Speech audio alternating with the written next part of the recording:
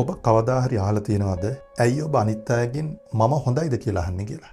ඔබ දන්නවද එහෙම අහනකින් ඔබ ඔබේ ජීවිතයට ලොකුම අසාධාරණයක් කරන්නේ. කවුරු හරි බැන්නොත් අපේ දවසම ඉවරයි. කවුරු හරි අපිව දාලා ගියොත් අපේ ජීවිතයම අසරණ වෙනවා. අපි අනුන්ගේ ඇස් වලින් අපේ චරිතය රූපය දිහා බලන්න උත්සාහ ගන්නවා. ඒක හරියට අනුන්ගේ කණ්ණාඩියකින් තමන්ගේ මූණ බලනවා වගේ. ඒක නිසා මුලින්ම ඔබ ඔබට ආදරය කරන්න.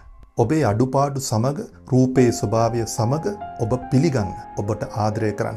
ඔබ පමණයි දන්නේ ඔබේ හැකියාවන්. ඔබ පමණයි දන්නේ ඔබේ ආත්ම විශ්වාසය ගැන. අනුන්ගේ විවේචන වලට ඔබේ ගමන නවත්තන්න දෙන්න එපා. ලෝකයාට ඔබ කිසිම වැඩකට නැති පුද්ගලයෙක් වෙන්න පුළුවන්. හැබැයි මම අද කියනවා ඔබ ඉතාමත්ම වටිනා පුද්ගලයෙක් මේ විශ්වයට. ඒක නිසා අනුන්ගේ අනුමැතියන් බලාපොරොත්තු නොවි ඔබ ඔබේ ගමන යන්න. ඔබට අනිවාර්යයෙන්ම හරියනවා.